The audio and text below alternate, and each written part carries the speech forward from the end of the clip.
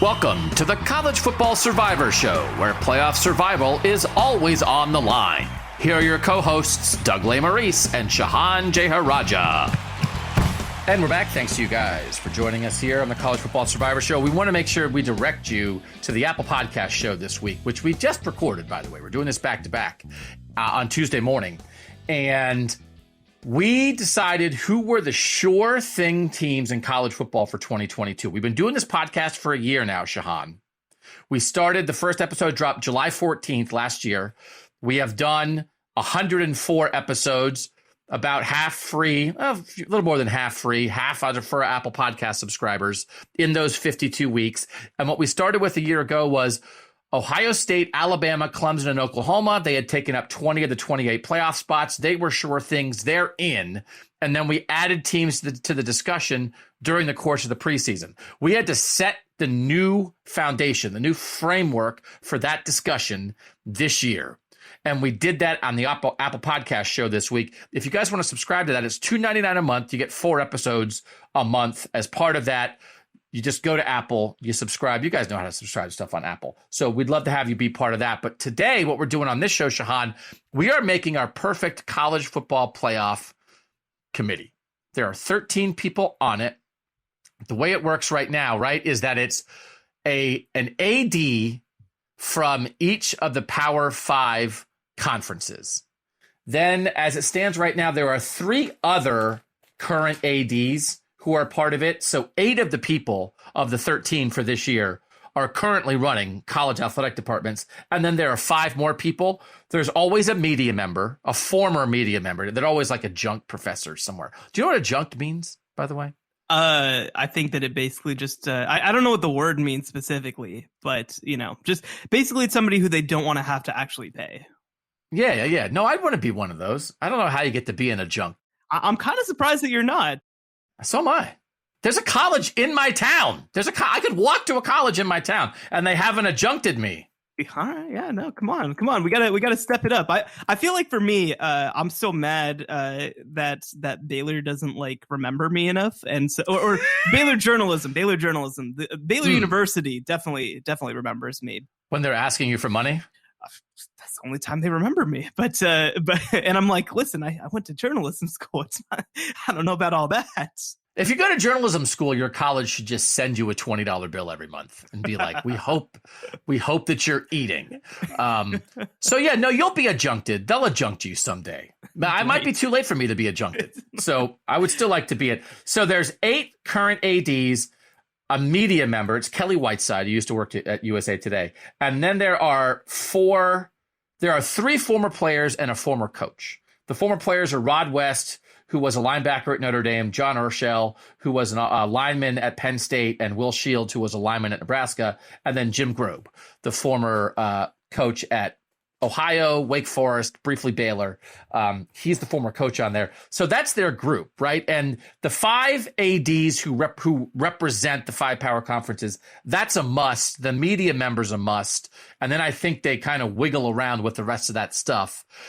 As we make our perfect committee here, in general, do you think the way they go about making up the committee makes sense, or do you think there are inherent flaws?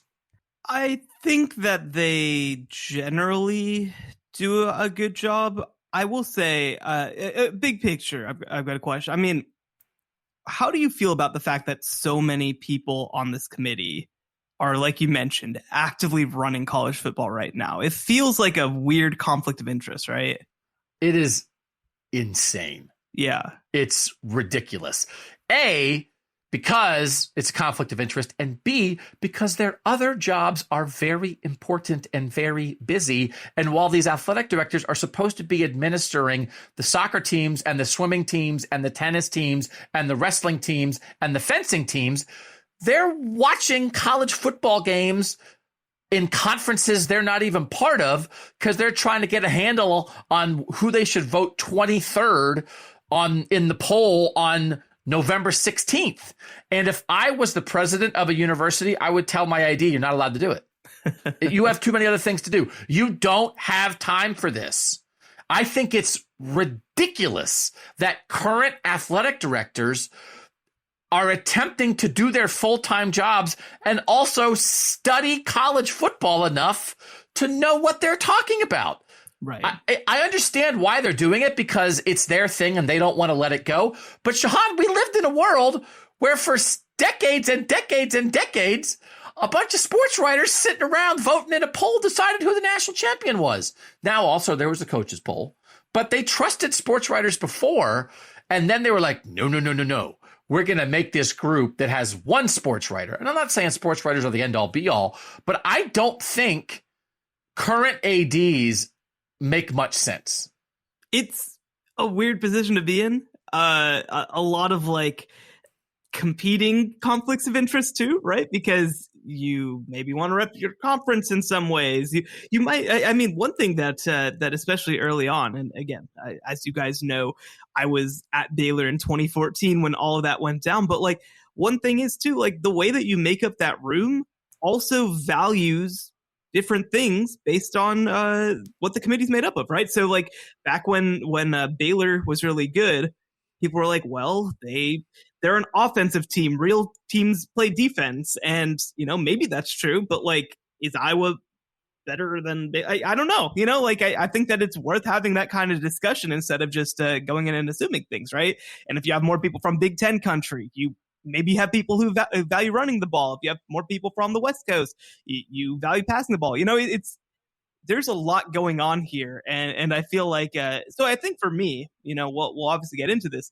Having people with disparate perspectives, I think, is just a huge, huge part of it. And it's like you said, I mean, look, we are around media members all the time. You obviously cover Ohio State quite a bit. It is very difficult and a completely different job to have to follow national college football than it is to focus in on a team or, God forbid, focus in on an athletic department. Yeah. So I think it's one of those where, because again, they like assign conferences to people. It's not like if you're, Gene Taylor, who's the Kansas State AD and is the Big 12 rep. It's not like he is in charge of watching Big 12 games, right? Like they have other things that you're sort of assigned to. And so they sort of are trying to balance out the bias by having equal bias, by having one rep from each Power 5 conference. But yet then there have been issues in the past where there was a year where Ohio State and Oklahoma were both in the thick of the playoff conversation, and Joe Castiglione, the Oklahoma AD, and Gene Smith, the Ohio State AD, were both on the committee. And every time their schools were discussed, they had to lead the room. And like the only discussion that mattered was around their schools. And it's like, now you're doing this extra job all year, and when you're having the only discussion that matters, you have to leave? I've said if you're going to have Power 5 ADs, it should be the AD of the school that finished last in football the year before. Because if you can't be recusing yourself. This year, it's the ADs from Kentucky, North Carolina State, Colorado, Michigan, and Kansas State. That's better than it's been in the past. The Clemson AD's been on this committee, the Ohio State AD, the Oklahoma AD. But there's a chance that both Michigan and NC State could be in the mix. And can you imagine being Boo Corrigan and it's like, oh my gosh, it's the greatest, literally the greatest season in the history of NC State football. We are right in the thick of the playoff conversation. Are we going to make it?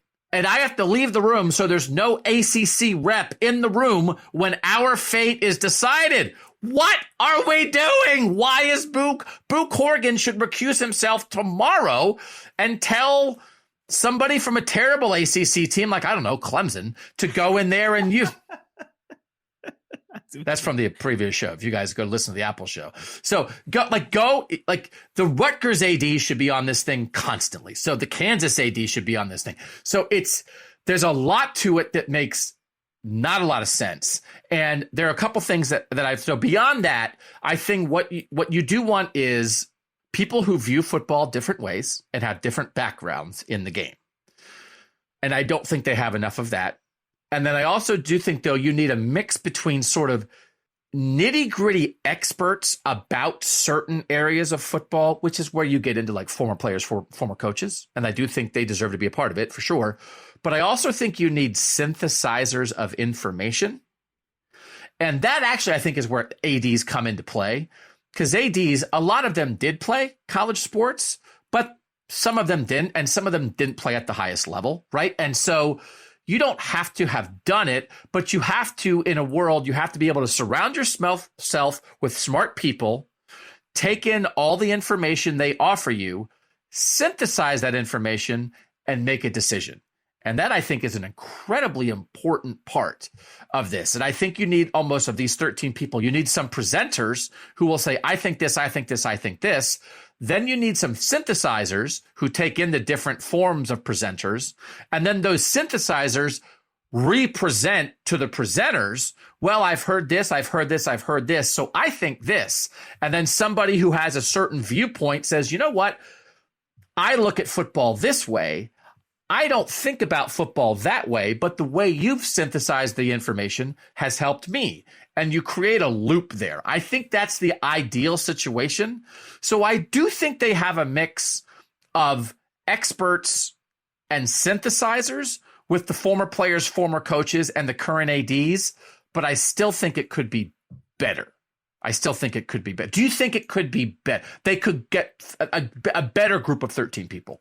I think that they could. I would probably try to. Well, I mean, we'll obviously get into it when we pick our committee. I think that they should get more people, like you said, of different perspectives. It's a lot of athletic directors, which is not a bad thing, and a lot of athletic directors come from different backgrounds, but they just think of the sport a certain way, like you said. I think that obviously we've had a wave of ex-coaches come through. I think that that's a good thing. But somebody that I love, somebody that I think is going to be under consideration for my committee is, like, I love that John Urschel's on it, right? Like, that's such a random guy who's such a brilliant, he's like a math PhD. He's like obviously an offensive lineman. I think he just thinks completely differently than everybody else in that committee, who are these like hard-headed football guys. But he played football. Right. He's a mix. Yes. And of course, played football. But I want more people like that who just think of all of this a little differently, instead of, cool, Gene Taylor's there, cool, Rick George is there, these athletic directors. I'm not saying that they don't have value. I think that we should have some athletic directors, but this shouldn't be an athletic director board. I don't think we should have any current athletic directors, actually. I that's where I stand on this. So we're going to try to pick our committee. So we'll go back and forth. And I think we can pick people, or we can pick types of people. So maybe you don't know exactly the person, because I wound up with a group that is a much wider mix of types of people.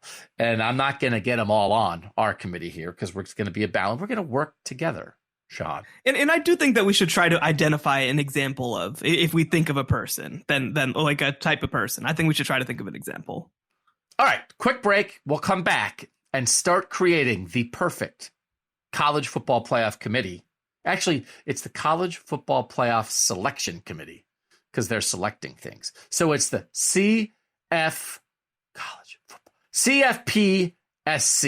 The CFPSC, everyone knows the CFPSC. Because then there's like the advisory committee who like oversees stuff. It's like the chancellors, and then there's the one that's like the AD. Board of managers, all of this. We're not here to pick a board of managers, frankly. Let's be clear. That's an Apple show for later. That you got to subscribe to talk about the board of managers. We'll do that next after this. Don't miss the College Football Survivor Show bonus episode this week. Available only on Apple Podcasts. We had a conversation last year where we ranked the coaches of all the playoff contenders. It was like, Kirby Smart. What's he like, last? That was only you. I was on the Kirby train heading into the year. Yeah. Don't make me pull up the tapes. Listen, once we get maybe more than about 2 months removed from a show, it's just the opinion of the show. And you're strapped to me. And so we sink and swim together. The thing that happened with George is, the fundamental thing that made them a very good team and on the edge of that playoff contender status, that remained and was reinforced. And I think the thing that may have held them back previously, which is, can Kirby Smart get them over the top, changed. Subscribe now on Apple Podcasts for exclusive College Survivor Show bonus episodes. All right, Doug and Shehan are back to pick the perfect 13-member college football playoff selection committee. I have a point to make with two of my selections. All right. May I make them? Go for it. Well, I guess I am making them or strongly suggesting them. It's not just, I think we can do a little better than I pick 6, you pick 6, and we have one compromise candidate. We can talk it out. But my first two are Joel Klatt and Kirk Herbstreit, because Fox and ESPN run the sport, and why should we pretend otherwise? So you take the analysis face of your network, that as soon as the rankings come out, the guy that you go to say, why are these wrong? Put him on. And I know that can sound like silly. They run the sport. And when ESPN or ABC has a big game, who's on there breaking down the game? Because they talk to coaches, they played the game, they break down film, Kirk Herbstreit. And when Fox has a big game, who's on there offering analysis? Because they played the game, they talk to coaches, they break down film, Joel Klatt. I am 0% joking about this. It would add excitement to it. It would add interest to it. Fox and ESPN would no longer be outside observers. Why should they be outside observers for this? They're not outside observers for anything else. And I complain about that most of the time. But on this, I'm opening the door, baby, and then let them talk about what the deliberations were like. I also did a mock exercise a couple years ago where they have media members come in.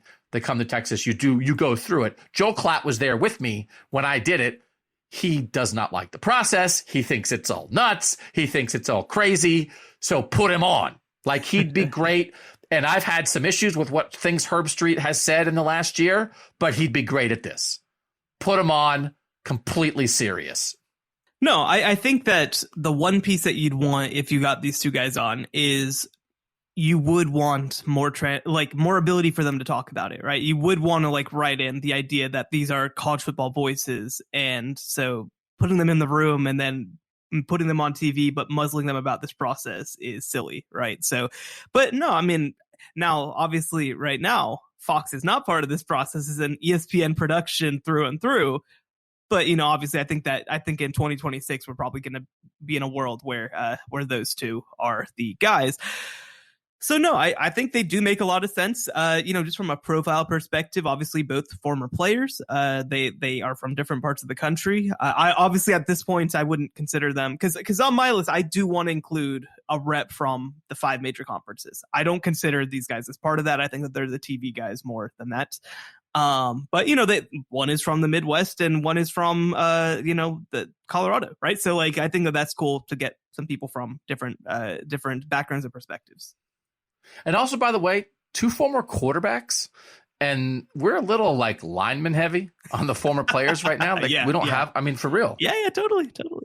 The coach, the quarterback's coach. That's the thing. All the quarterbacks go into coaching because they can be the hot young offensive assistant name, and so all the big time guys just do that instead. So are you? I'll put them down. You're generally open to this thought process, though. Yeah, I think so. Joel and Herbie. Okay. All right. Who you want to throw out? So I think that one of the first things that comes to mind for me is, and gosh, we're going to end up, obviously the two of us are going to end up being a little more media centric probably than most other committees that people make, but we'll see. I think that they need somebody who's not just a stats guy, but really understands stats, right? Really understands the numbers. Because I don't think it's just about presenting numbers and having numbers. I think it's about explaining how this works to the 73-year-old guy in the room who just sees numbers and is like, I miss the days when I just hit my head on stuff. And so I think that I think that for me, you can just say Barry Alvarez. There's a lot of them, man. There's a lot of them. So to me, the ultimate college sports stat guy, we're going back to ESPN, is Bill Connolly, obviously formerly of SB Nation, now of ESPN. I think that he communicates very well. I think that he'd be able to talk even these people through the process. I think that he brings an interesting perspective to the sport. I certainly like that he's very, in his perspective, tends to be very inclusive of understanding the group of five, understanding, the non-major powers, right? So for me, I think that Bill Connolly could really give context because you talked about it when you went on your mock committee. They give you a lot of data, and I'm sorry, not everybody on this committee is built to take in data, right? That's not correct. A lot of people are built to do, and that's fine. It's football. It doesn't have to be that serious, but you do need somebody there, I think, who understands data, and I think that Bill Connolly is that guy. There's even proprietary data that they give you that's not just like, looking up stuff that anybody can look at. They really heavily go through. That's one of the main things they do as the group, because they all kind of watch film and watch the games that week on their own. And then they come in to have the discussion, and the data really drives the discussion. And that they don't have an analytics person in that room is nuts. So I had like analytics person down also. There's a thing called the Big Data Bowl that the NFL does. I think they've done it for 4 years now, where they sort of have a conference where they welcome ideas from college students, from people sort of outside football, that they ask you to analyze a particular part of football and then break it down statistically and try to find answers. I would almost be up for, and this is going to get to a theme that I sort of have. I sort of have a group, and I'm kind of up for that group being in charge of picking somebody for the committee every year. So it's almost like have your football analytics conference and then maybe have people run for committee member and make presentations why I should be the analytics representative on the college football playoff committee this year, and then have that group of people vote and then tell the committee, this is your guy, this is your woman, this is the person. We picked him. So maybe it's Bill Connolly one year, maybe it's somebody else another year. So I am 1,000% in line on this, and I think it is a flaw. If I was listing up flaws of that, they don't have this perspective represented in a room of 13 people, where you have 5 current ADs, where you have 3 former players, where you have 3 more ADs from non-Power 5. I think it's a mistake. I think it's an outright mistake. And I'm not saying that analytics should rule the selection, but I think there should be some portion of that in there. So, and I think a lot of sports writers would agree with us but again, there's a lot of sports writers. It took a while for a lot of sports writers to come around on analytics. Maybe you and I are just more magnanimous and open-minded than the average sports writer. Do you think that's true? I mean, I do think so in a lot of ways. I think that, we understand that this is a piece of the puzzle now. And if you're going to use it, which the playoff has previously decided they're going to use it, you need to have people there who understand it. You can't ask these 70-year-old men to just like have an understanding of how data systems work. And so if you don't know, and I think that more than anything, right, with us as reporters, our answer is always, hey, if we don't understand, let's ask somebody. Well, let's get somebody in the room for them to ask. Yeah, I think that's right. This would be a presenter. Yeah. Let me sort of present the analytics viewpoint and then to allow people to synthesize better. Okay, that's a good one. That's our third person. I'm going to go another. This is more crazy. I have sort of 3 crazy groups that might sound weird. A former Heisman winner. Okay. As sort of selected by the Heisman Trust. Okay. Or by the people in the Heisman house. Maybe they just, I don't know, maybe they have a little mini Olympics in the backyard. Maybe they do, but that's the threshold. And there are enough Heisman winners who are not currently playing in the NFL. They can be a little bit older. They maybe just are out of the game. And I think it would add interest, and it adds, I don't know if it should add legitimacy, but I think it would add, not Johnny Manziel. Can we exclude? It's like, hey, we picked it's Johnny. Here's Johnny. Johnny's like, guys, come on, guys, come on, guys. Yeah. So like not Johnny Manziel, but I don't know, Jason White or Archie Griffin or Tim Tebow. I don't know. You can find somebody. Please don't give Tim Tebow another job. I know. Is he still playing minor league baseball or what? I don't know what is he playing cricket now? Who knows? So like if you're gonna have former players, I just think one of 13, whatever it is, 8% of the vote. I think it's interesting, and I think it's a slight wrinkle on what currently exists. And again, let the Heisman people. This doesn't have to be. You don't have to run for this because nobody wants to be the guy who lost the Heisman committee vote. But the Heisman winners who are interested can let the Heisman Trust know, and then the Heisman Trust can pick, and we can rotate through. What do you think of this idea? Yeah, no, I definitely think so. The funny thing about it is that I feel like the first two who come to mind as being sort of good picks are both also media members for these major networks, because I think that either Matt Leinart or Robert Griffin would both be really good at this. Yep. But again, then we get back into the whole ESPN Fox thing, and I think that we need to be moving away from that. But I think that there's a lot of good options. Obviously, I think.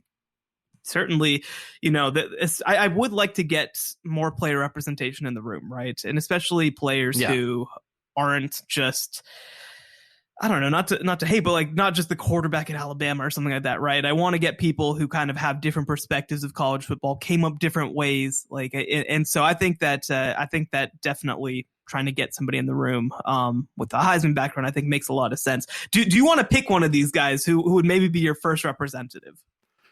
Who would be my first representative? It makes me want to look at a Heisman list. Now listen, I mean, it's like, I'm going to say, I guess Jay Burwanger. Is he alive? I don't know, man. Hey, look, he won Billy the Cannon. Heisman in 1935. Let me look up on Wikipedia if Jay Burwanger is alive. Oh, he only died in 2002. So we didn't miss him by as much as you would have thought we might have. From my perspective, I also, just to add to this, I don't think that people should be recused. I think that if you're a representative of a league, right? So let's say that we added Matt Leinart and USC was in the discussion this year. If you don't trust him to fairly look at USC's place in the context of the playoff race, then you shouldn't vote him to the room, right? Like I mean, because with these athletic directors, they have like financial stakes that manipulating the market obviously could play, which is part of why I don't think that we should have sitting ADs on this board. But, if you've got a Leinart, if you've got somebody like that, right? A Billy Sims, right? Like if you've got somebody, an Earl Campbell, like I think part of the deal has to be that you trust them to make decisions that are right and fair. And if you don't, then like you just shouldn't put them on this committee. I don't think they should have to recuse themselves. Yeah. Is Herschel Walker available? Do we know if Herschel Walker's busy?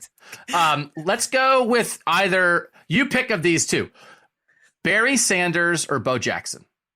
Let's give this thing some juice. Who do you want for the first one? Let's go with Bo. Let's go with Bo. Anybody excited about Bo Jackson being on the college football playoff selection committee? Is that getting anyone juices flowing? Do you know what it's going to do? It's going to make Alabama's path harder, which I think we're all in favor of. But I'm going to put him down as my SEC member. We had 12 of the 13 members thought Alabama should be number one this week, but another person put them 130th. So we don't know what happened. And it's like, and then Bo comes out and he's wearing like the catcher's mask and like all the different sports things. I'm like, are you going to argue with Bo Jackson? I'm like, okay, so our Heisman winner is in. Who you got next? Yeah, so funnily enough, I'm going to go with the next player. And I'm going to go back to what I said before. I want John Rochelle to stay on this committee. I think that he's also somebody who understands numbers, like we talked about. He's somebody who also walked away from football because he understands that there's more to life than football for him. I just think that he's got such a cool profile, right? Obviously, the math background, the playing background. He was an All-American player at Penn State. He obviously played in the NFL for multiple years with the Ravens. Like, he is just the kind of player who I think is just a little different than everybody else, right? Like he just kind of beats the beat of his own drum. And I like that. I love having somebody in the room who's like that. Like you said, this board tends to be a little lineman centric, but I think that he is a great representative as a lineman on this committee. Well, we now have Klatt and Herbstreit as quarterbacks balancing out the linemen a little bit. So we got to have some linemen. I just don't want only linemen. Not only linemen. This is like a very specific. It's like, could we get a former player who also has a PhD in mathematics? Right. Anyone else that is on that list? Well, we have to sit him and Bill next to each other too. Yeah. So I like this. I'm not going to argue against this at all. I think there's some categories, and maybe we'll be sliding people a little bit as we get along here. But let's just move on from John Urschel. I think he's a really smart person to have on the committee now. And now I'm going to do another crazy thing. Okay. I also kind of can't believe this hasn't happened so far. And let's involve another major player in college football. Why not acknowledge how important this group is and give them some power? And that's Dr. Pepper. So the fact that we don't have a Dr. Pepper fan competition to be on the college football playoff selection committee blows my mind. My first job in 1996 or something, the advertising manager of my little newspaper was selected to be one of those Dr. Pepper halftime person people to throw footballs through hoops to win like $4 million. And so he would go out at lunch every day in the office into the parking lot and throw footballs in trash cans to practice. He did not win the $1 million. But like Dr. Pepper, it's all over. I actually think we should have a competition for fans to apply to be selected as the fan member of the college football playoff selection committee. And you have to submit your credentials. I'm not talking about like a face painting person. I'm not talking about like beer hat guy with the can on each ear. I'm talking about educated, smart, cares about the game college football fan. And it's one of 13. And that perspective, like what would that perspective bring? I'm not sure. And every one of those fans, you might get a fan with a PhD. You might get a fan who's a welder. You might get a fan who's 75 years old. You might get a fan who's 19 years old. I don't know. But what do you do? What's the first credential? The first criteria? You love college football and you watch a lot of it. And you've watched it for a while and you have some context to the game. Why is that wrong? It might be wrong, but tell me why it's wrong. One of 13. I am just confused about what criteria you use to narrow down what a fan is.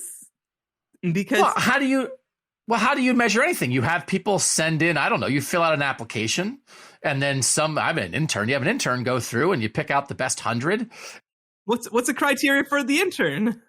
No, I don't know. Just like that you care and you're smart. No. What's the criteria that the intern is judging these? Oh, I don't know. I mean, they have interns at the college. It's Dr. Pepper. It's up to Dr. Pepper. Isn't Dr. Pepper? Maybe we could have it take place at the Dr. Pepper Museum in Waco, where people could come and you'd have to apply in person. Yeah, you have to apply. I don't know. You can do it. We'll do it. You and I'll decide. It'll be people who listen to this show. But I think you could find them. I think like we find regular people who are chosen to do extraordinary things, quote, regular people, right? We do that. You apply and you show your credentials and you get some free Dr. Pepper out of it too. Like, I really mean it. I do mean it. I understand that perhaps it's a little complicated. Maybe you apply to the team that you like, and then we get 130 fans from the 130 teams in major college football, and then we winnow that down. I don't know. But I think there's a way to do it. And also, again, I just think you get a little money out of Dr. Pepper for doing it. But you have to live in that village. What's it called? Dr. Pepper Football Village? You have to be a resident of Dr. Pepper Football Village to make it. Yeah, I guess Dr. Pepper is like, Dr. Pepper could pick any player in the country last year it's like NIL, we're all in. They picked that guy who was like 11th in ACC quarterback ratings. Maybe not Dr. Pepper. Because here's also the other thing, right? Fans are fans of a school. So like when we're talking like legitimate conflicts of interest, like that's a legitimate sort of like, yeah, I mean, you're a t-shirt. Again, like, sure, you can find people who aren't t-shirt fans, but like, why would people who love a school but not too much apply for this? You know, like, I just, And the other thing too to mention too is that when you talk about a lot of the like biggest fans in college football, a lot of the biggest fans kind of have tried to involve themselves by doing some level of borderline media, right? By doing an SB Nation blog. So like, for example, I just think that I feel like there's better ways to winnow this down than let's have some fans apply and reserve a spot for them. Okay, so the idea of a fan, I understand you have some questions about the logistics. That's fair. I have a lot of questions about the logistics. You have 130 people apply. They all come live in Dr. Pepper Football Village for a year. And they do like a Survivor style competition to be on the college football selection committee. How about that? I feel like I'd almost be more open to like a legitimate like fan vote. Like have like one of the ballots at the table be just like a fan vote. Like I feel like that would almost be easier. And that again, it's like you can't stuff the ballot box because, you know, TCU fans got all excited and they got him in the playoff, you know. Because like I actually trust, this is more like Truman Show. I love the Truman Show. I trust one person, probably one well-selected person. I think I trust more than a lot of people, because if it's a lot of people, you can stuff the ballot box. Like all-star voting is crazy. It's like, what happened? It's like, everybody in one city got all excited, right? So everybody in the country of Georgia got really excited and tried to vote Zaza Pachulia in. Yeah. So, and also because they had the Truman Show, and then they had that Ed TV, which was like at the same time, it was the same thing where they just picked one person who was in charge of selecting the president, and it was Matthew McConaughey, right? And then Truman Show was different. That's like the whole world is built around Jim Carrey. Both good, both sort of what I'm looking for here. Again, we're going to get so much money from Dr. Pepper out of this. I feel like the other part of this too is that, like, I mean, obviously, again, we're in media. Like, I know that media people are like fans at heart too. Like, I mean, not like of teams as much, right? But like, we love college football, you know? And so I kind of like, am like, I don't know if you get, I don't have a good example of a person, right? But like, me, it's me. But I just have to drive down 15 minutes to the Gaylord and I'll be right there. But I don't know. One of my other categories is the smartest person who lives within 15 minutes of the hotel where they already are meeting. So you're in that mix. All the Big 12, Conference USA, and AAC office are all within 15 minutes too. So maybe they might have somebody. So we have analytics, TV people, and guy who lives nearby is also on the list, along with Heisman winners. All right. So you're a little out on fan, where I'm not going to put fan on our committee yet. You have questions. Okay. It's the mayor of the Dr. Pepper Football Village. You run for mayor, and one of the things the mayor gets to do is be on the committee. Does Larry Culpepper get to pick for us? Highlight of my career. Oh, no. I'm at the college football, the first college football playoff national championship game, and Larry Culpepper, the Dr. Pepper guy, you guys know Larry Culpepper. He's also an accomplished actor, but he was like the Dr. Pepper vendor guy, and so he was sort of around the media room.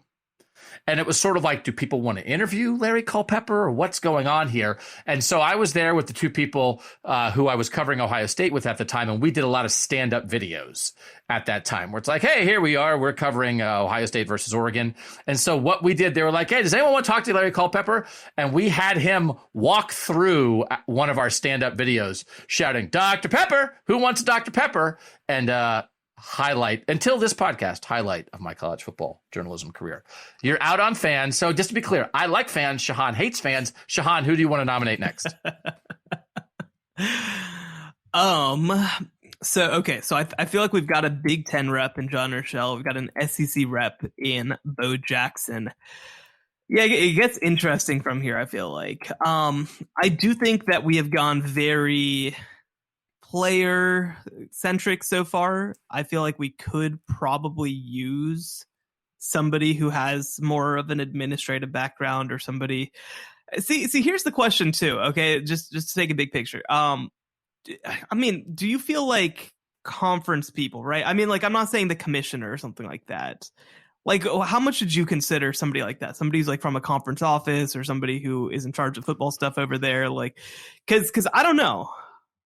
I don't think that's a terrible idea. So are you interested in retaining representation of the Power Five? In a way, yes. So I also am interested in that. I just don't want it to be sitting ADs. Yeah. So I did sketch out 5 people who would be the representatives of their conferences. Okay. So whether that, I had a lot, frankly, all mine were former coaches, but all pretty recent former coaches.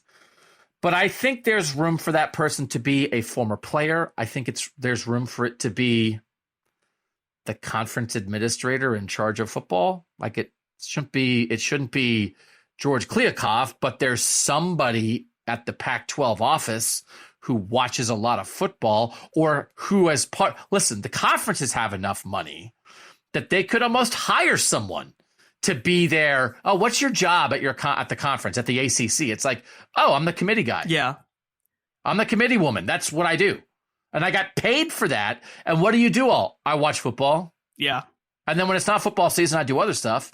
But like, I think there's room for something like that. There's enough money to go around to pay that person $85,000 a year to throw themselves into like only this for 5 months. So I'm gonna obviously this is current. Obviously, in the next couple of years it's gonna change. So I'm gonna pick my Big 12 rep now. I think it's got to be Bob Stoops. I think that I also would consider Bill Snyder, but I think that Bill Snyder should just spend time with his family because he's not a young man. But and that was my big reservation with coaches too, is I didn't want just like a bunch of 75-year-olds. Like I want people who aren't that removed from the game and aren't that removed from the culture of the game, right? And like sometimes we just end up in this position where it's like an 80-year-old trying to explain what 42-year-old coaches are doing, and I just don't think it makes sense. I think Bob Stoops is still very much in the world with that, right? I mean, obviously he's very involved at Oklahoma still.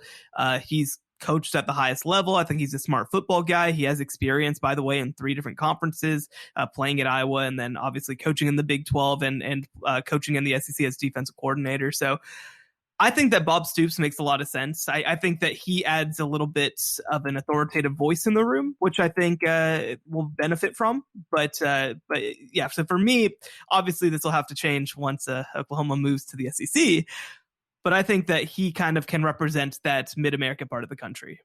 I had Gary Patterson, but I didn't know that Gary Patterson has some fake job at Texas as special assistant to the head coach of Texas. Yes, there was a very funny photo of him that came out earlier that I'll make sure to send to you later. But yeah, it's no, I mean, Gary for sure would be somebody to consider. Gary just hates everybody. Like Gary is mad at everybody all the time, and I feel like he would be. I can't wait for Gary Patterson to go into the committee room next year and have to have a discussion between Baylor getting into the playoff and somebody else. It'll be great.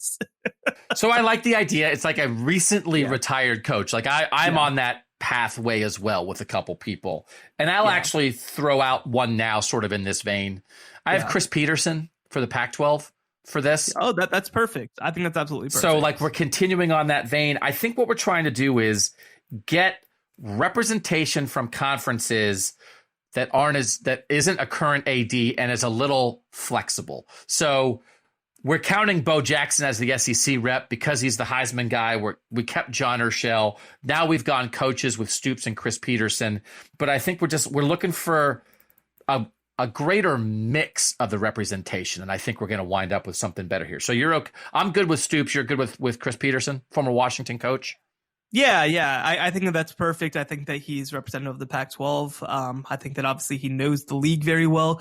The one thing with Stoops for me was that honestly, if Bill Snyder was a little younger, I think that maybe he'd be a better choice. But again, I want Bill Snyder to go, sit in the field and enjoy his time and post occasional tweets. Like I don't want him to have to fly down to Dallas for this. But I think that Chris Peterson's perfect because he's so recent. He's still pretty young, and I think Can I make a quick separate point? Okay. Can we make the meetings on Zoom? Why is everyone flying to Texas for this? And let me say this: first one in person, last one in person, because the first one sets a baseline, and the last one is the only one that matters. But the other 4 can be on Zoom. You share screen. Here are the numbers. Share screen.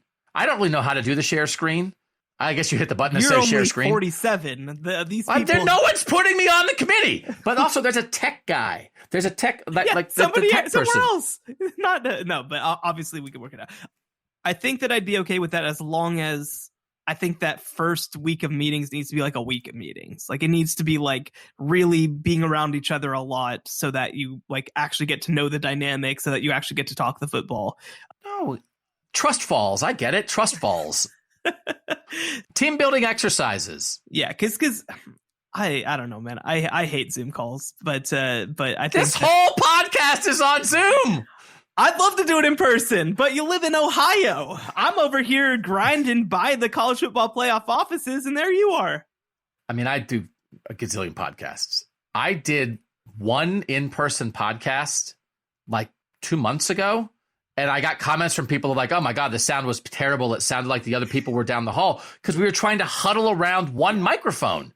Yeah. And actually, again, some of this stuff. You don't have to do it around one microphone if you do it in person. But how do you plug in two microphones into one computer? Can you do that? I can't share screen and I can't plug in two microphones. Yes, you can. All right. Again, I am not the tech person for the playoff committee. We have some 25-year-old smart young woman who just graduated and she has like an IT degree. She's setting up all the stuff. I'm just here for my opinions. All right. Bob Stoops, Chris Peterson, give me somebody else. We have 7 people so far. So, okay, obviously I want legitimate representation for the group of 5. And I think for me, I really want to think hard about this because I think that maybe we need more than just one person who has somewhat of that background. I don't know if there's a smarter group of 5 guy than Chris Vanini over at The Athletic. I think that he just covers the group of 5 in such a smart way. He's very serious about it. He's very in the weeds with it. He's as well sourced as anybody when it comes to the group of 5. I just think that it's hard because obviously these are 5 different conferences, right? Like these are not just schools or anything like that.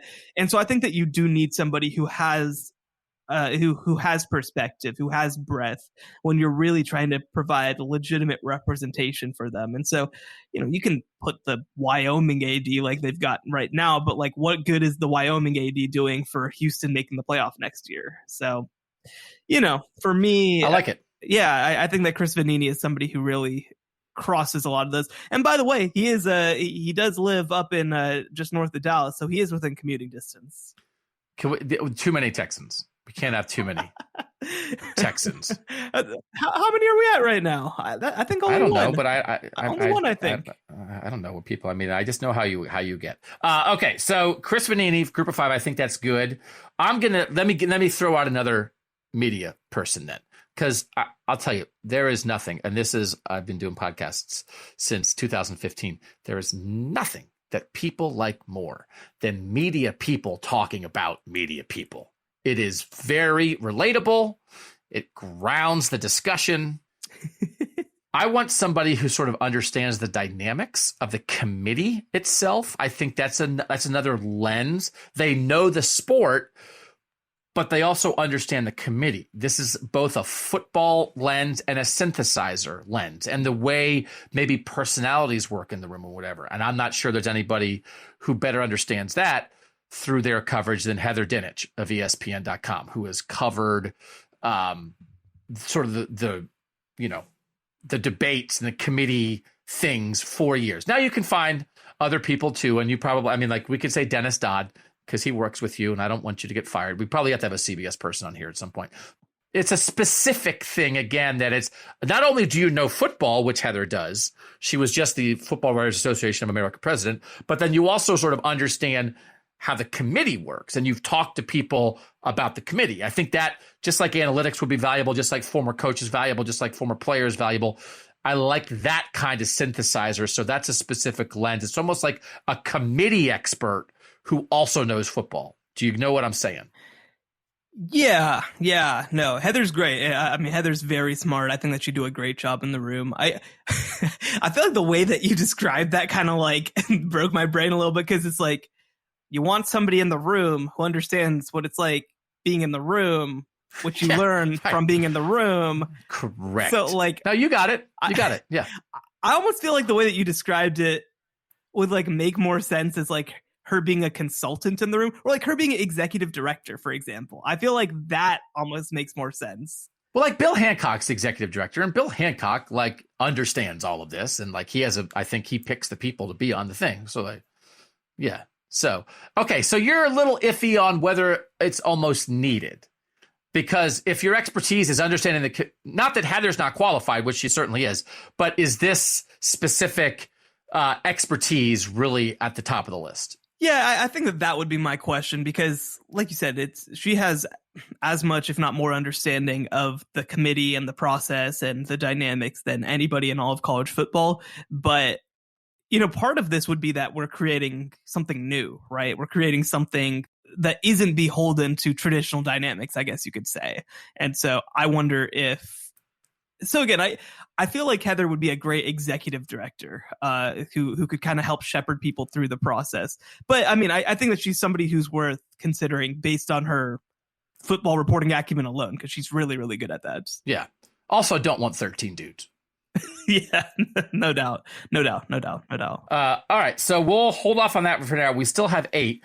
Joel Klatt, Kirk Herbstreit, Bill Connolly / an analytics person, a Heisman winner, which is Bo Jackson for now, John Urshel keeping his spot, Bob Stoops, Chris Peterson, Chris Vanini. Give me somebody else, Shehan. So I think we have to go to the ACC now, right? Like I feel like that's the only Power 5 that we don't have represented. Yeah.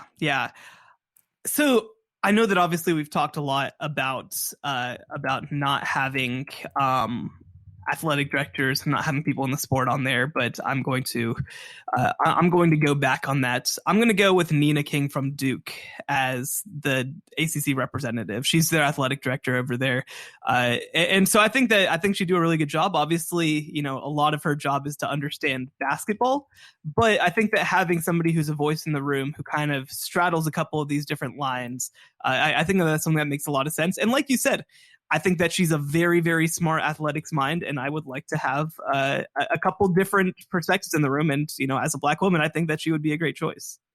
Let's do it. I like it. I couldn't come up. I had Frank Beamer for the ACC. I don't hate that. He's been on it, actually, I think. So I think that's fine. I didn't like that quite as much as I like Bob Stoops or Chris Peterson or some of the other ones we came up with. He's just a little too removed. Frank Beamer's a little too removed, I think, at this point. I do like, it's one of those things that's like removed, but not too removed is sort of a needle to thread here a little bit. Let me do another. This is my last category. And again, I think you might like this one better. A current player who is not playing. So this is sort of like one-time walk-ons, players who have had their careers ended by medical issues, but who are still in college. I want a college student on the college football playoff selection committee, but I'm not putting it out to every college student in the world. So an example would be like Harry Miller, who was the Ohio State offensive lineman who retired from football for mental health reasons. But there are hundreds of players who retire for medical reasons every year.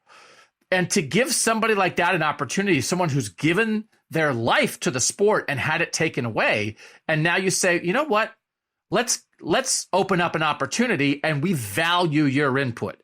We value how current college football players think. Just because Marcus Crowley was a backup running back at Ohio State who had to medically retire this offseason, right there. But you could find that almost every major program, unfortunately, has a guy medically retire every couple years or so. So it would not be difficult to find this person. Again, they apply, and the threshold is like, you've played major college football and you're still a college student.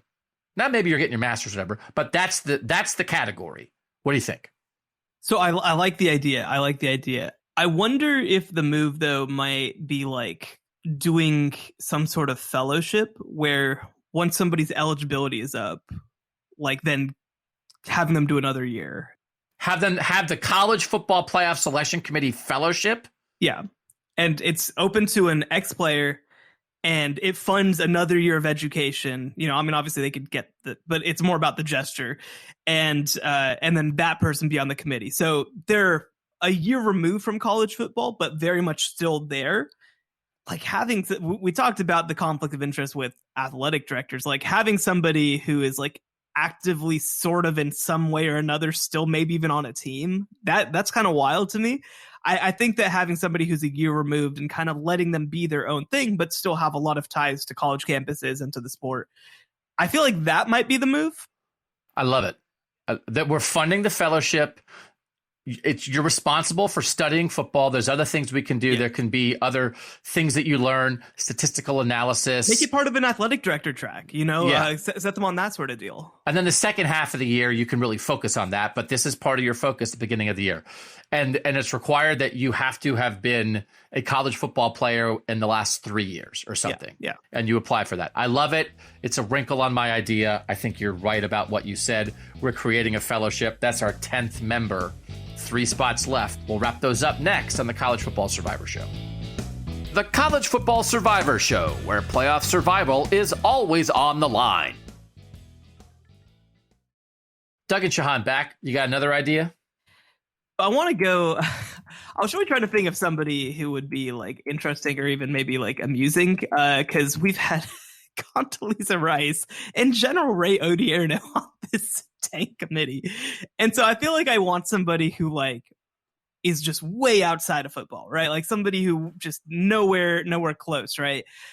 I didn't have somebody immediately come to mind. One of my thoughts was, you remember Joe Moglia, who coached at Coastal Carolina? He was the former CEO of TD Ameritrade.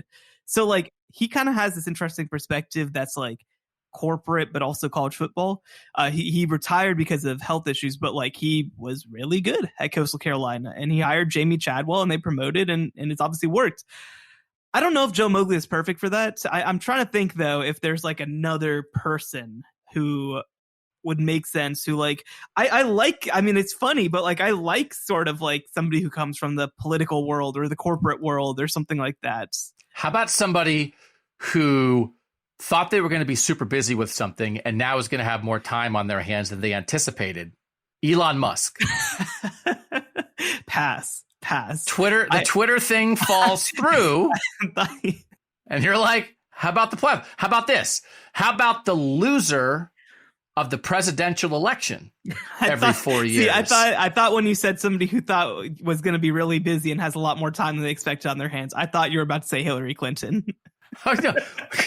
But I mean, it's like we're sorry that you lost the race for president. Here's your consolation prize. You're on the college football selection committee. I was thinking, when you were saying outside the box, I was thinking Vladimir Zelensky, but I think he's busy. He's a little bit.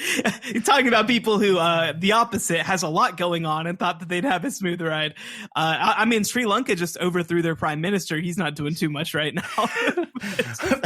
Should we just write down overthrown government leader blank and just leave that open? I mean, I do. Like, I think it doesn't have to be a dang 4-star general or secretary of defense, but like, I do like having somebody come from the outside world, somebody who does come from a background in government or leadership or something like that, because I just think that it's such an interesting perspective. So I mean, it's the Condoleezza Rice spot. Yeah. Which was, I think, mocked by some people. Including me, to be fair, including me. But when it comes to like synthesizer of information, it's like, you know who synthesizes stuff? Cabinet members. Yes. The maybe head coach of the Cleveland Browns, correct. Yeah. So it's like, well, can you gather in disparate views and bring that information together and make a decision that really matters? I think you've had training in that. Person who was in the cabinet, person who was a general. So like I think that's interesting. And again, you probably need to like football, which she definitely does. Yes. But like, I almost think you could take someone who's not that familiar with football, and once you get them around experts, they would become an expert. And then like, there's no preconceived notions. You just listen to the other 12 smart people and synthesize and maybe think of things that those people didn't think of. Yeah, no, I think that they absolutely just become an arbiter of sorts, right? Where they're getting information and they're not married to traditional football logic. They're not married to analytics. They're married to the best information they can find, right? Like, to be frank, right? I think that, like with me, I didn't come from the football world. And I think that makes me very open-minded to hearing people out because I don't know if anything's a good idea. And so I think that getting somebody like that in the room is really important. And I also think having somebody who is an authoritative voice just in general, right? I think that can't be that can't be overstated. To have somebody who people respect in there, I think it changes the tenor of the whole room. All right, so I'm kind of out on, because I had my fan thing kind of didn't make it, and we made Heather Dinich in charge of things instead of putting her on the committee. I have one more name, but do you have any more names left? We have 2 spots left. You go first. Okay, I have like a big thing that's going to wrap up with. It was going to like drop the mic. I don't have again, I have profiles left. I think that heading in, I thought that, a media member, but we've obviously got several media type people on here. I feel like we need somebody else who's not from the major college ranks, right? I just think that a lot of our names are directly or indirectly from the Power 5. And we don't, look, we don't have to make too big a thing about the Group of 5, but like the one thing is that it's mostly the Power 5 that make it up. So is that 79 teams made the top 25? We need people who will get 79 Are we teams. too inclusive? Is the playoff too inclusive? In the top 25? Okay, so who are you thinking of? Like, who are you just like? I think we need somebody else from the West Coast. I think that's a big part of it. We are very, obviously college football is too, but like we are right now, the only people really from the West would be Joel Klatt and Chris Peterson. I will say, like, there are 3 people on the current committee who basically a large part of their current qualification is former player, and then they have succeeded since then, and they played at Penn State, Notre Dame, and Nebraska. And I am a little surprised by that. And there have been times, and when I was doing the mock selection committee with Joel a couple years ago, at that point, there was a heavy Southern lean with a lot of the people. And so the people who aren't specific, it doesn't feel like they're particularly concerned with spreading those people out geographically because they were really Southern. Now they're really Midwest. So I guess we're trying to be better than that. But, I don't know that people would be saying, oh, we just need another West Coast person because like that, they don't seem to be that worried about it. But we want to be better. Yeah. I think that one of the most existential issues facing college football right now, right, is that it's becoming a regional sport. It's becoming a niche interest. And I think that sort of this move towards consolidation only pushes that. So for me, I feel like we need somebody else from the West somewhere. A name that I hear a lot of good things about from people is, and obviously she's not from the football world, but Gloria Nevarez is the commissioner of the West Coast Conference. Now, again, not a football league, but somebody who I hear is very smart, obviously from the western side of the U.S. I'm not saying it has to be her, but like I think that getting somebody else from either California, because we don't. Look, I'm very sensitive to things being too Californian or too coastal, but like we don't really have anybody from out there right now. How about Steph Curry? I like it.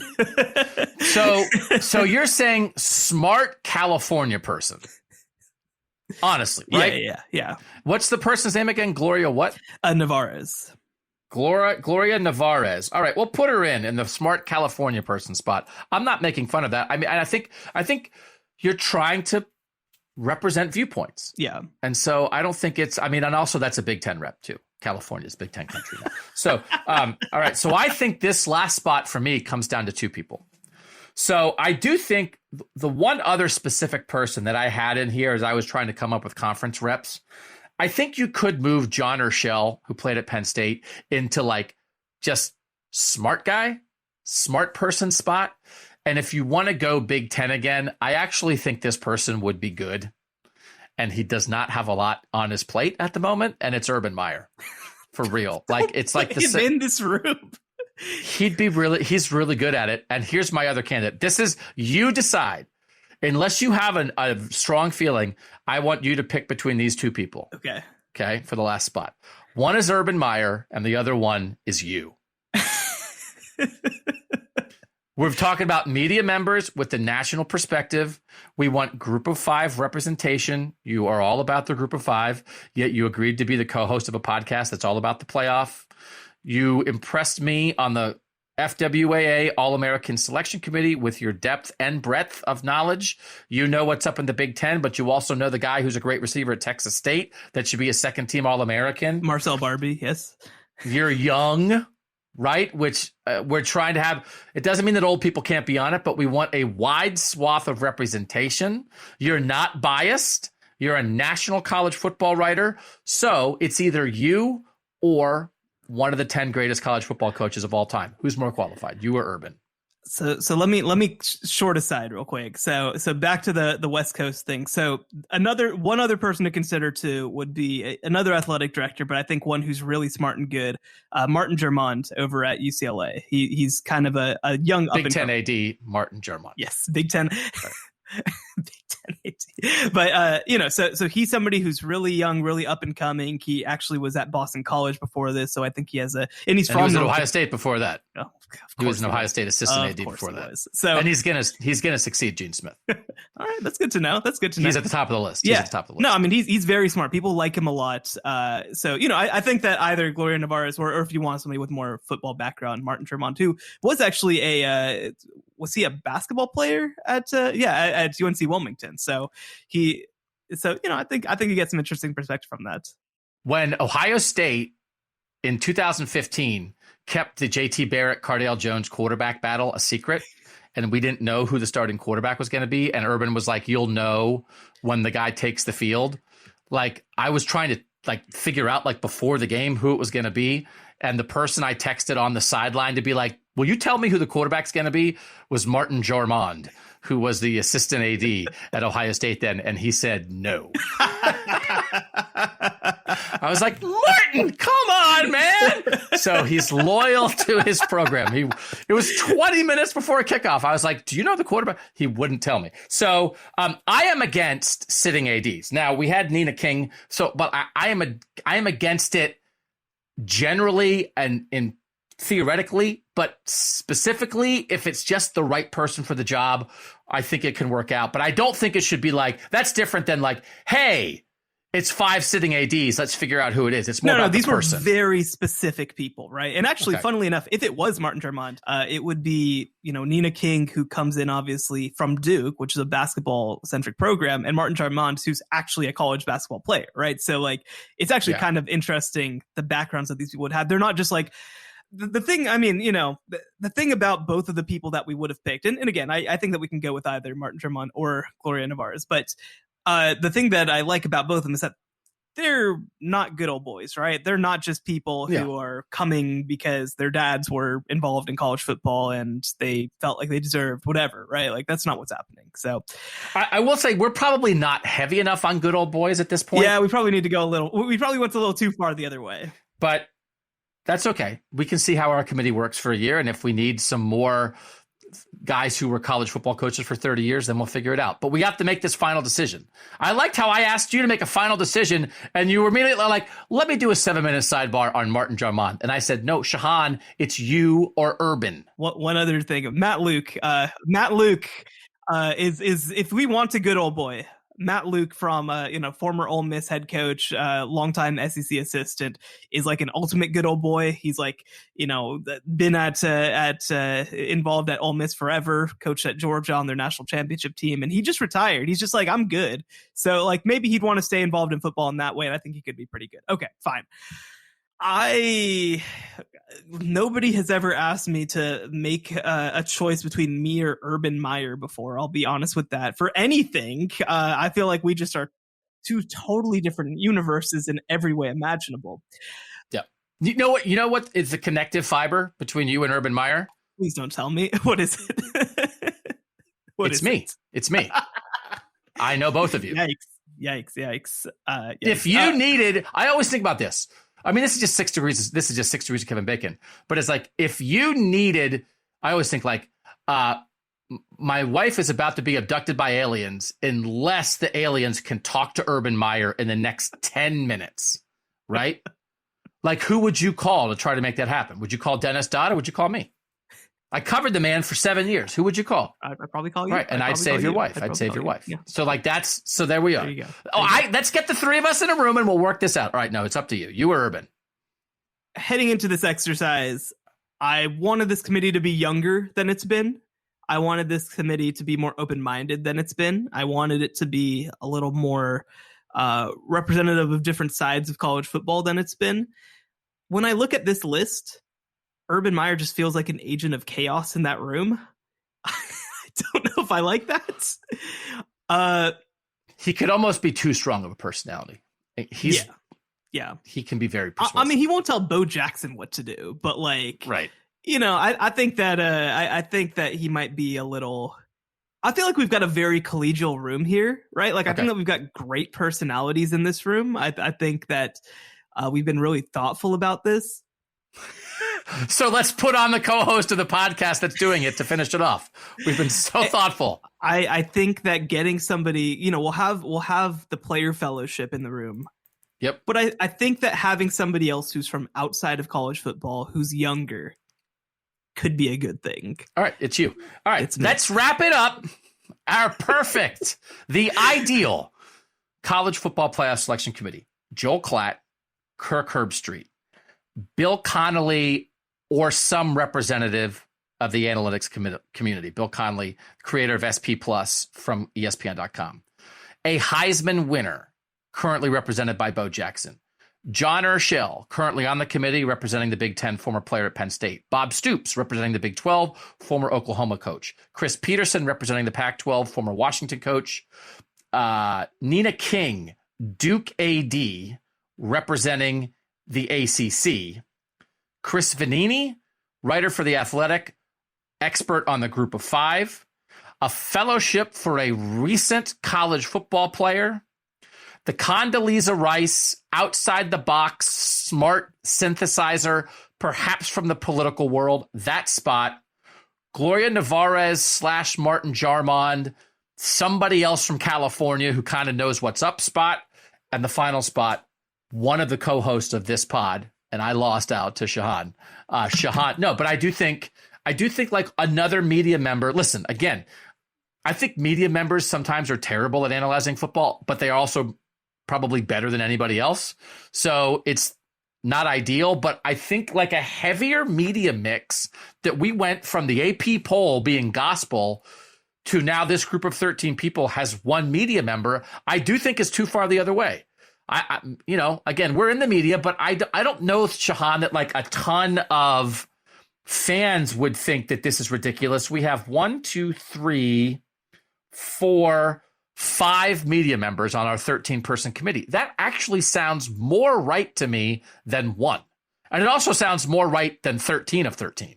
Yeah, no, and I mean, so, and 2 full-time writer types, right? Like, and I think that it's nice because with some of these media members, we get former players, right? So, no, I mean, I think that it makes sense. I mean, for me too, right? When you look at the AP poll, one of my big complaints with it isn't that it exists, because obviously we've mentioned, I'm a fan of it. It's that I think that we don't do a good job of selecting selectors because we pick primarily beat writers, right? We pick primarily people who are covering one school. I think that I think that I even look at some of the people who do conference-wide coverage, for example. I look at the people, obviously, who do national coverage. I feel like that's a better perspective when you're trying to put together a national poll, but it tends to be, the Boise State beat writer and the Clemson beat writer, and it's like, well, yeah, I mean, they're not really watching games other than the games that they're watching. That's not true for, on this committee, me or Chris Vanini, right? I mean, we're watching, or Joel Klatt or Kirk Herbstreit. Totally. So I think it makes sense. I think that's, obviously you don't want to gatekeep media access to, talking about this stuff, right? Like, I mean, I think that involving beat writers is also a good thing, but I think that getting people whose job it is to have perspective on the sport is probably a good thing. No, I think that's right. I voted in the AP poll for, 6 or 7 or 8 years, and it's really hard. And again, there's a lot of problems with the AP poll. They should give you more time. You cover a game all day Saturday and your ballot's due by noon on Sunday. It's like, when am I supposed to actually research this? I covered my team. I got home at midnight. My ballot's due at noon. And I have to sleep. Like, what do you want me to do? So I did the best I could. I sort of came up with a way of doing it that a lot of people hated, but at least I was like, I had principles about it. I'm not saying I was the world's I was better than everybody else who voted then. I wasn't great, but I was better than everybody else.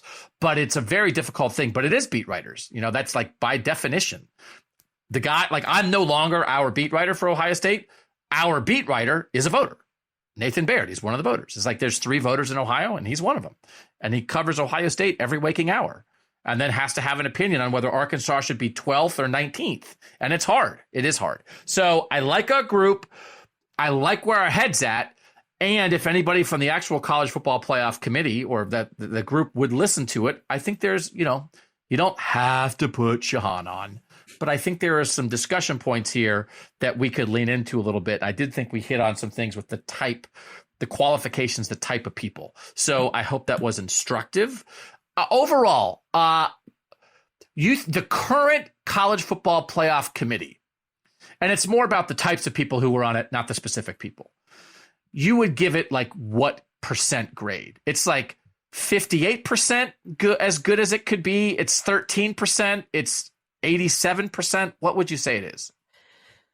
I think it's like 70%. I mean, I don't think it's bad. I think that this particular iteration definitely has too many athletic directors on it. Like it's a crazy amount of athletic directors. And I think that there were some of the earlier committees tended to be a little too ex-coach centric, right? And so I think that it's not coming from a bad place. I think that the way that they do it is relatively instructive, but I would say that they could benefit from getting people from different perspectives. I think that they could benefit from, getting people from different regional parts of the country, like you talked about. That hasn't really been a priority, and it doesn't have to be, but I think that that's a benefit. And so, no, ultimately, I think that they're on the right track. I think that they just need to stop hiring just the people that they talk to in meetings. Yeah. No, I think that's right. I think 70 is about right. It's better than anything we've had before, but it's not the best it could be. And to wrap up, the last thing we'll do is remind you of who these actual 13 people are that are going to determine the teams who make the playoff in the 2022 college football season. Mitch Barnhart, the Kentucky AD, Boo Corrigan, the NC State AD, Rick George, the Colorado AD, Ward Manuel, the Michigan AD, and Gene Taylor, the Kansas State AD. Then Tom Berman, the Wyoming AD, Chet Gladchuk, the Navy AD, Joe Taylor, who is a longtime former coach, but also currently happens to be the current AD at Virginia Union. He's kind of more like a former coach than he is a current AD, but he's also a current AD. So that's 8. Then you have Kelly Whiteside, longtime writer at USA Today, who's retired. Rod West, former Notre Dame linebacker, who's now a successful businessman. John Urschel, academic, former Penn State player. Will Shields, All-American lineman at Nebraska, now a businessman. And Jim Grobe, former coach at Wake Forest. That's your group of 13. I think our group's a little bit better. I think they can open their minds a little bit.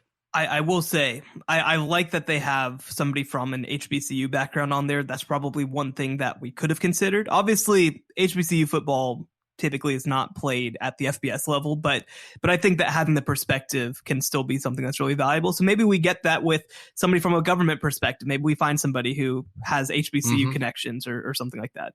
Yeah, no, I think that's right. I think that's smart. Okay, that's our committee. Next week on this show, we're going to start getting into teams that deserve to be in the college football playoff discussion. We established on the Apple show this week who those teams should be, who the baseline teams are. We'll start adding teams to the conversation and ranking all those teams in the discussion in different areas. That's how we started this show a year ago. That's how we'll continue it between now and the start of the college football season. Time to get down to the football, which frankly we've been getting down to for like 2 months because again we did a preview on every major conference. So for now, for future college football playoff selection committee member Shehan Jeyarajah, I'm Doug Lesmerises, and that was the College Football Survivor Show. The College Football Survivor Show, where playoff survival is always on the line.